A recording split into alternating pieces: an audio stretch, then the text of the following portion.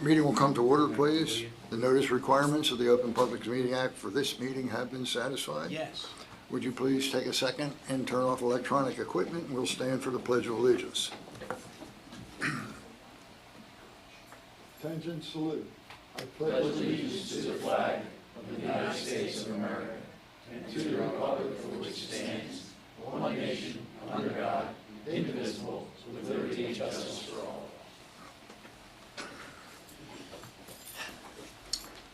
Will you call the roll, please? Mayor Becker? Here. Commissioner Amadeo? Here. Commissioner Blumberg? I am here. We will start with the items that are listed for discussion. Item D1, Rich's dog park. We actually talked about it a little bit at the last meeting. There's a resolution that you may consider at the second meeting today, or the third meeting actually today, that would provide for a shared services agreement with the city of Ventnor to allow those residents in Ventnor as well as the residents in Margate only to use our dog park, providing the dogs that were fully licensed by the respective municipalities. The ordinance also, shared services ordinance allows for a contribution by Ventnor of $3,500, and the way it was written by the solicitor, there's a cancellation, as I understand it, in 90 days by either party should they wish to do so.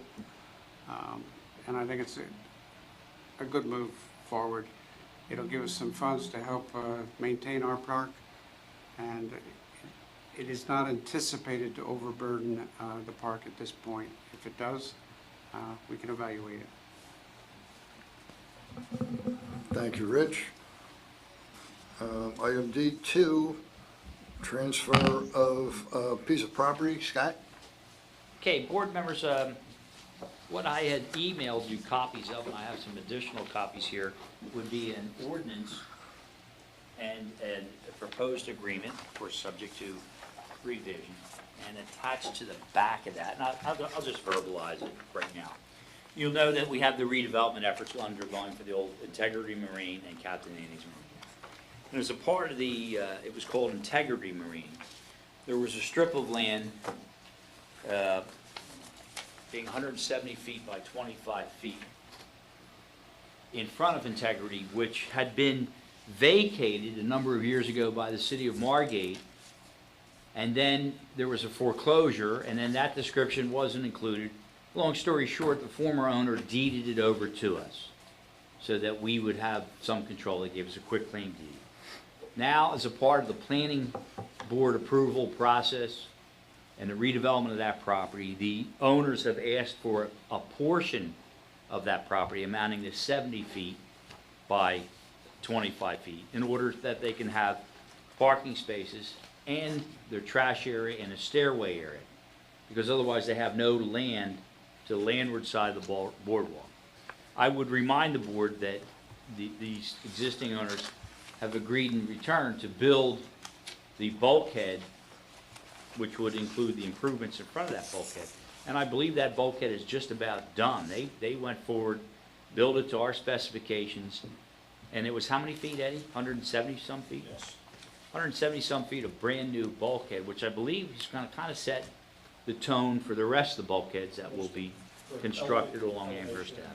And they're also going to be responsible for the maintenance of that bulkhead. And as the commissioner, you brought up that point. Yeah, they're going to be responsible. That bulkhead is technically on their land, but it was originally built by the city of Margate.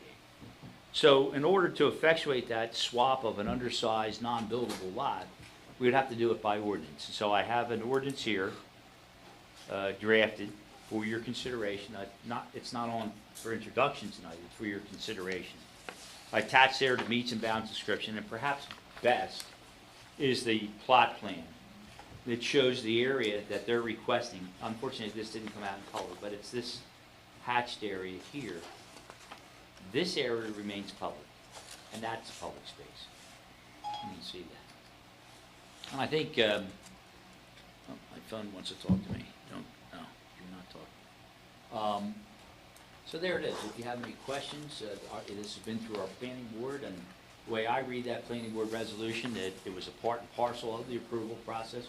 They've agreed to have public access along that sidewalk area or promenade, if that's what we're going to call it. That'll be a part of the agreement in the conveyance document, the deed. And so that they would own this, and they would have, as I say, some parking, loading area, stairway, trash area, which would facilitate the development of this property. We good? Good, this is for consideration only, For correct? consideration only. Okay. John, you okay? Yes, I am, Mayor. Marty, Good by me? And I have a draft agreement there too. I also see, Mayor, while I'm here, I see Mr. and Mrs. Rubin are here. There's an item on the agenda that is of concern to them. That would be resolution number 170 of 2018. Mr. and Mrs. Rubin recently purchased what we would refer to as the Osborne Beach Club. That piece of property, I was very familiar with it. Fact is, I was a member of the Beach Club. And title, that was one of the 10 or 11 parcels on the Margate beachfront that were privately owned. State of New Jersey, as you know, through the litigation and the governor's order and everything else, obtained an easement for the sand dune, and they built the sand dune there. Now, from what I understand, and they've already allowed a couple of these in Longport, I believe, they will allow the individual owners of that property, which are Mr. and Mrs. Rubin, who are sitting here tonight. They also have a home behind the beach club, so they've expanded their holdings in Margate. They will allow them the right to have a separate walkway across the dune if the city of Margate has no objection. And if you recall, I can recall from the meetings with the DEP, that was discussed. Would individual owners also have the right to have a way to get across a dune from their property rather than have to walk down a block or whatever to go use the walkways that the state provides? So my recommendation, of course, would be to allow them. I don't see any reason not to allow them. And when I say allow, meaning the city wouldn't have an objection that the Rubens be allowed to use their property and get permission from the DEP to put their own walkway from their property over to the ocean side of the dune. We good? Now, I see in my resolution 172, I said obtain said easement. I would like to change that word. I don't know that it's an easement from an easement. I would say just said right or permission from the DEP. Because the more I think about it, we still own the sand dune where it is. It's a DEP easement on, except for this property, they own the sand dune. So they can't give themselves an easement, but they'll get permission. A little bit confusing. But they actually own 1,500, and what is it, Mark, 1,575 feet out into the Atlantic Ocean. So, I fully support it as well. As you know, Scott, I just want to make clear that when we're talking to the public, that this is totally distinguishable from all of the rest of the owners of property, or most of the rest of the owners of property that are Well- beachfront, because we could not give them, Right. nor have we been asked, or could we be asked, They- to object to them having individual, they are one of the very few they have a right to do that this. actually own the beach in front of the bulkhead going out into, not quite as far as Portugal, but going pretty far out into the ocean. So they would like to have a right to, at their cost, doesn't cost us a dime, but the DEP, as I understand it, they're willing to let them do it if Margate has no objection. If you don't have any objection, I see no reason to object. Okay, Okay? good. All right, that's two. We Good. talked about the dog park. I've made those necessary changes. One of the suggestions was just eliminate the registration fee. Vendor's going to pay us $3,500 to contribute to the maintenance of that park, which will help cover our insurance costs and our cleanup costs.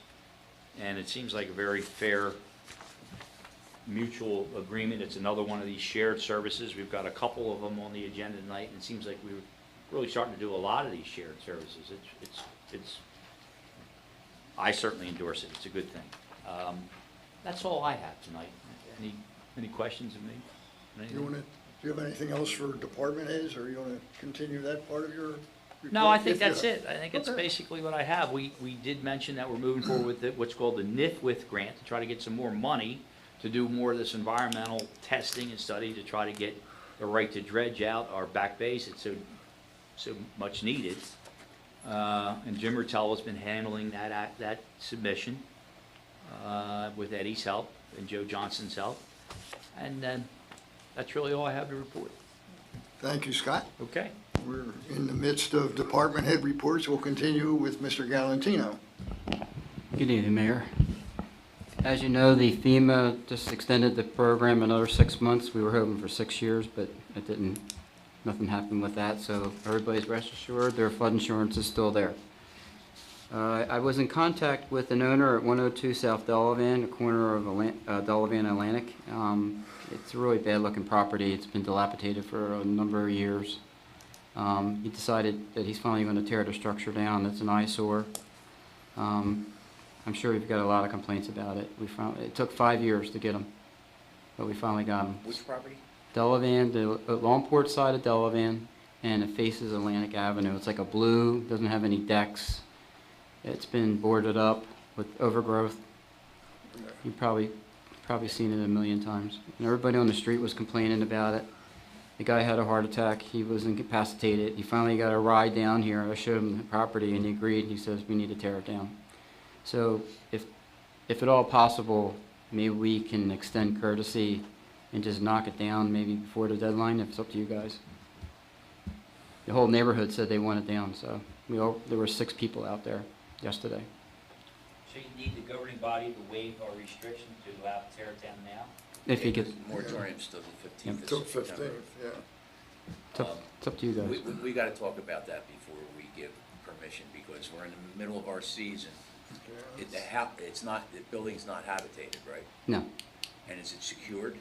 not really.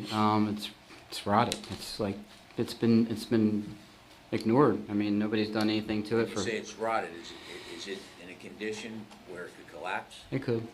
All right, well, we're gonna have to go look at it. Okay. It's 102 South Delavan. I thought that everybody would like to hear that. We're right on par. 73 new houses or 73 new units have been built so far this year, which is the same as last year. We don't take inspections anymore on new construction until they have the job sites cleaned up. We said, don't even call. Good. Good move. Okay? That's all I have. All right, thank you, Ken.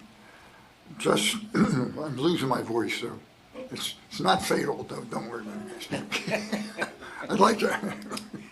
I'd like to introduce Ed Dennis, who is with Mr. Ballwater's office. It's his first meeting here, and welcome, Ed, and thank you. Everybody say hello to Mr. Dennis. Thank you. Hello, everyone. Ed, do you have anything left to report? We went through it. We went through everything during the capital meeting. If you want me to repeat, I will, but it's No. really not a No, whole please. lot. Let's do it. Rich? I just want to show the commissioners how important you are. We got this note from recreation, young people that are in our recreation program, and it came in the mail. It said, "Thank you for summer."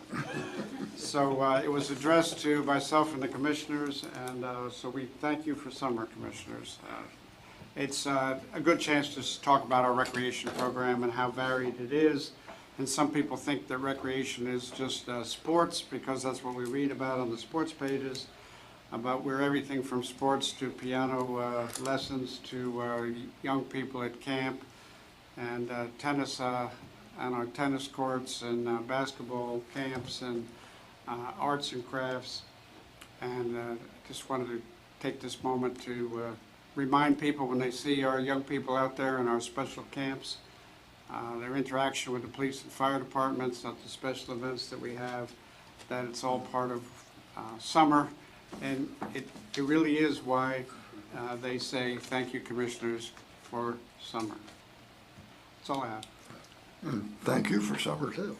Dan, Chief? First off, I just want to apologize for my lateness to the first meeting, but we did have a successful outcome with the emergency we were dealing with, so that was a positive thing. A few other positive and successful life-saving outcomes in the past week. One, Rich spoke about it briefly. We did have 2 successful fire prevention programs in the past week, one with Margate Recreation and the other one with the Jewish Community Center today. I think they said they dealt with approximately 225 kids today in the camp program, so it was a lot going on. Since Saturday, we've had 3 separate incidents involving our personnel with CPR and 2 with AED. And as of right now, all 3 have been successful outcomes.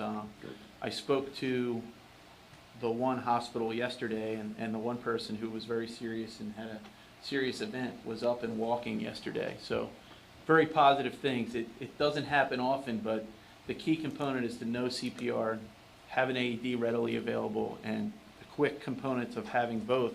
And it was a dual effort on the one between our police department and our fire department arriving simultaneously to assure that it was a successful outcome.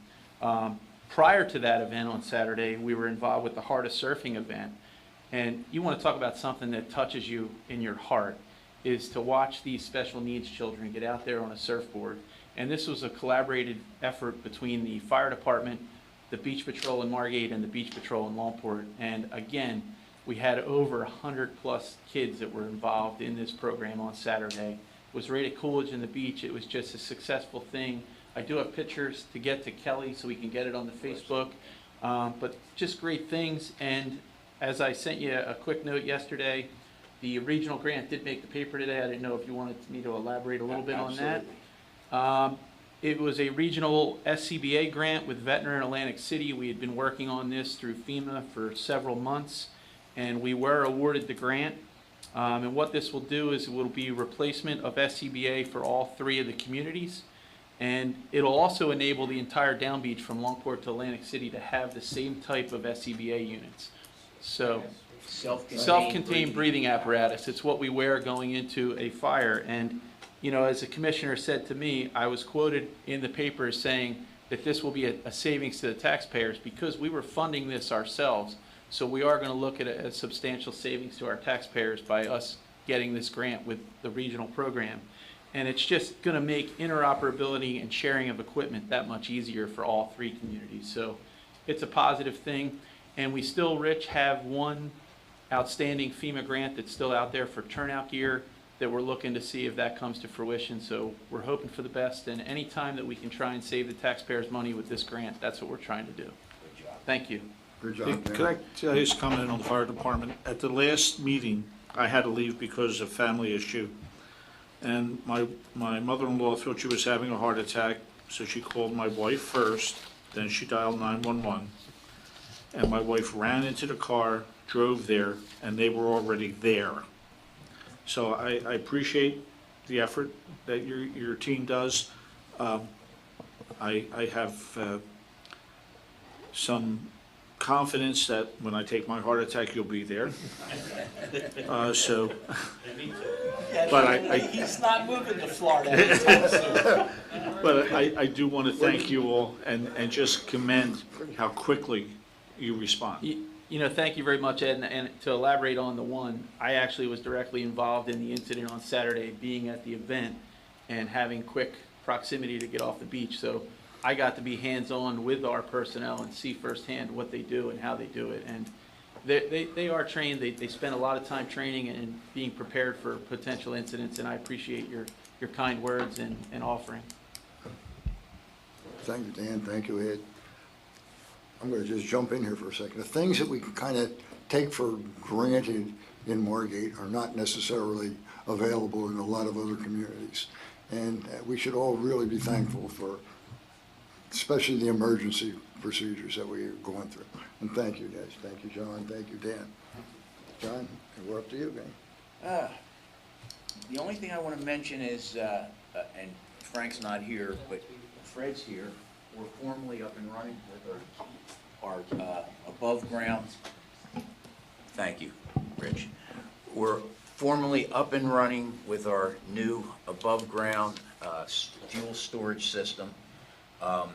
It was a long time coming, but it's a job well done by all. And Fred and the IT people from the company were here the last couple days, and they got everything ironed out, and we're dispensing fuel at this point. So it's a clean operation, and we'll look forward to getting rid of the temporary storage tanks in the near future when they're empty. That was the main thing, and I just want to mention that, is it 57? Memorial's tomorrow, year 57. Oh, gosh. You're hitting, I meant to bring that up as well. I'm not sure what year it is. All right, I believe it's the 57th year for the Margate Memorial Lifeguard Championships. We host them here every year in Margate. It's a big event.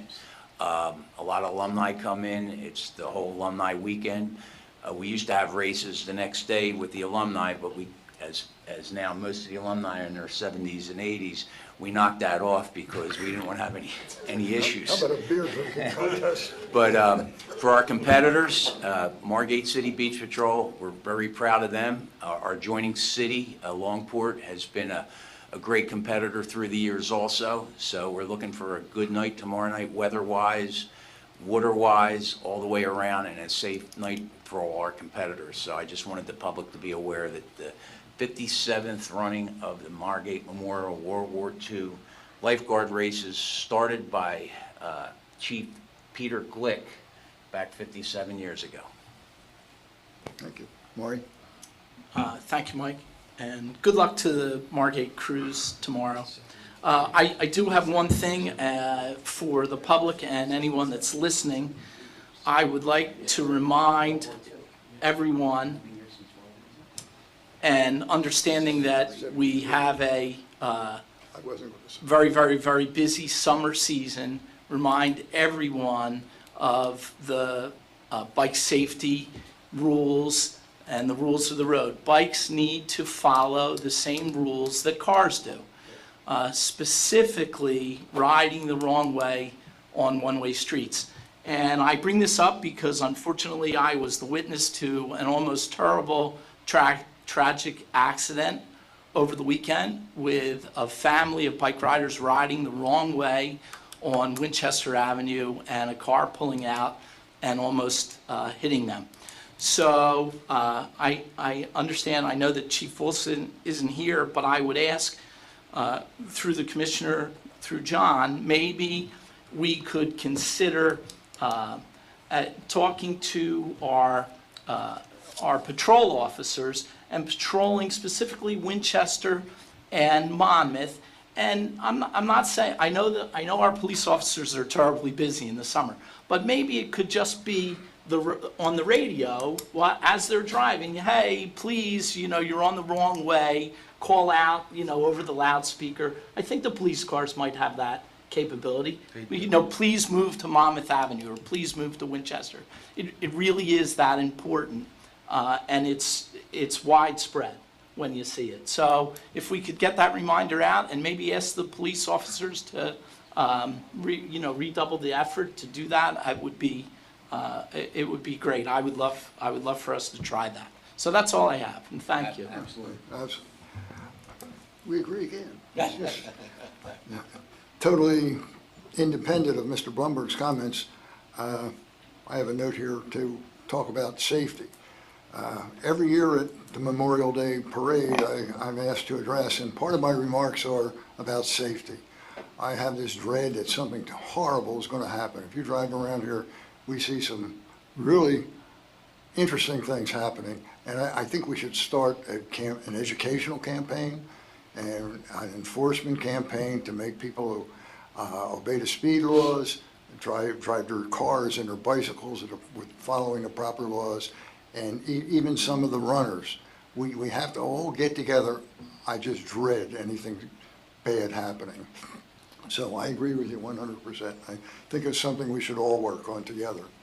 Okay. What else? We all done? Everybody done? Mayor, I have something. You may. Can I? Last week, not last week, at our last meeting, we had a resident come up and give us a heads up about some speeding cars at 8500 Winchester Avenue. We ran our speed radar. Dave's not here, so that's why I'm filling in. We ran our speed radar for 7 days, and I have all the reports. And the speed radar shows that there were about 21,000 cars that went by. The average speed was 20 miles an hour. There was a couple instances of high speed, but the total percentage was 97.8% were under the legal speed limit. So when you have a volume of 21,000 cars, That's a pretty good, look.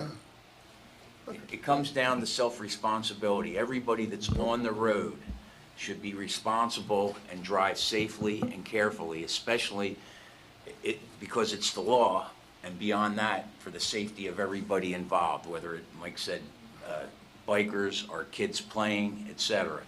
But the speed radar signs is a good tool that we use to monitor and study, and I know the police chief works with the details of those reports, and he gives out the assignments from that point. I've gotten many calls from the public that they want a police officer sitting on their corner. We're limited with personnel. They have to cover the whole city. When there's an issue, as Dan said earlier, they have to respond to. They're just not sitting on corners issuing tickets. But when they see something, we get the reports, Rich and I get reports monthly of all the tickets that are issued, whether it's parking violations, traffic infractions, and our police do a great job out there patrolling the streets. They're there to protect us. They take it seriously, and they do. But we're on top of it, and I take all criticism seriously, and we work together, and Rich and I have conversations with our chief all the time to address those issues, because we want Margate to be a safe place. Thanks for bringing it up, Fred. Yeah, I just have one other thing to say, because sometimes when we talk about the speed radar, our residents, taxpayers get the wrong impression about it. The speed radar sign is blacked out, so it's not like they could see how fast they're going and they slow down. They are in what's called stealth mode, so nobody even knows they're there. So we get their accurate speed as they drive past. Okay. One last comment, I'm sorry about that. I firmly believe that, I agree with you, John, about we all have, a responsibility, self-responsibility. I believe that we really have to make it more prominent through an education campaign. I could care less personally if we ever wrote a ticket. It's not a source of income for the city, a big source or anything. It's all about safety. If we can save one person, one accident, then it's all worth it. At this point, we all done? Open to public comment, 3 minutes on anything that was discussed here today.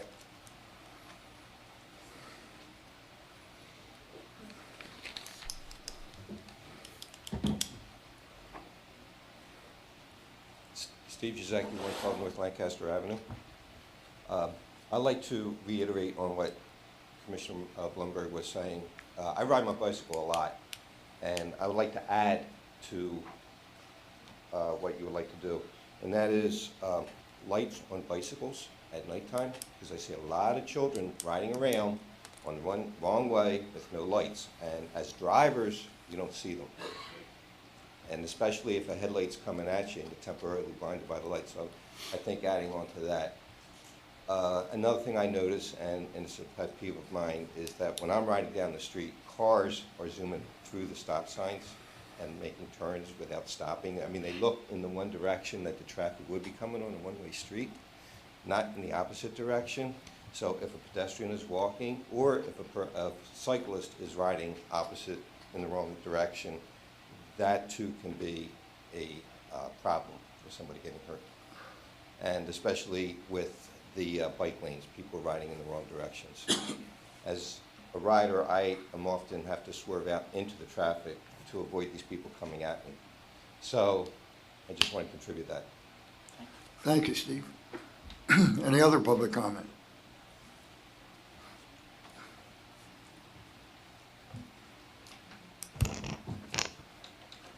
Don't need 6 minutes, Fred. No, hold on. I have a special one for you. Okay. John's perfectly timed there. You're on. He practices. 3 minutes, Fred. Yeah, go ahead. I got you. I have you covered. All right. You're a Philly guy. I have you covered. Following up on the Sewell 22 West Drive, following up on the remarks of our esteemed solicitor on the right to dredge. Mayor, taking your suggestion to request in writing information on Back Bay dredging only tends to highlight just how fiscally inept and fiscally incompetent you are. As stated at the last meeting, people don't plan to fail, they fail to plan. Thus, so it is with your multi-million-dollar boondoggle. No estimates, no projected cost exist. Why? Because you view senior citizen property taxpayer dollars as your personal ATM machine to satiate your self-serving, avaricious endeavors. It's imperative to rein in such abusive practices. Mayor, if you think that your fellow octogenarian taxpayers are really in favor of this bloated squandering of tax dollars, then submit it to a binding referendum. Additionally, Mayor, this project is a joke, since it does not address nor correct the serious underlying problem of vast amounts of sand migrating from the Great Egg Harbor Inlet directly into the back bays during nor'easters and hurricanes. Without a master jetty at the end of Longport, this project is all for naught and must be shelved unless and until the primary problem to halt sand migration is addressed. Without the installation of a master jetty, you're simply squandering millions of dollars on a worthless, senseless project. Fred, you can keep the 220 minutes. Nice. Thank you. Is there any other public comment? Is there a motion to close public comment? You must have been working hard. Yeah, killing me. You think it's hot here, you should be in Cherry Hill. Oh my God, it was raining and everything else. Steve Warner, 103 North Sumner Avenue. I'd just like to say, first of all, Ed, that you've earned your heart attack, and I've earned my heart attack too, and I hope you enjoy it. Scott, you earned your heart attack. I know you enjoyed it. No problem. I hope you have no good wishes for any of the rest of us. I'm not wishing it on you. Not wishing it on myself either. Anyhow, I just want to say one thing. The bicycles in Margate, this has been going on for years. These people come down here. I assume they have some intelligence where they live, possibly, but they leave it wherever they live, and then they drive like crazy, 2 and 3 abreast. I mean, seem like they are fearless. Like nothing's going to happen to them. It's incredible. It really is. And the fact that more hasn't happened is just good luck. But I don't know what you can do about it. I really don't. But it's a mess. It's a mess. All right. Thank you, Steve. Any other public comment? Last chance. Motion to close public comment. I'll make that motion. Second, Mayor Becker? Yes. Commissioner Amadeo? yes, Commissioner Blumberg? Yes. Is there a motion to adjourn the meeting? so moved. Second? Mayor Becker? Yes. Commissioner Amadeo? Yes. Commissioner Blumberg? Yes. We will reconvene in 5 minutes.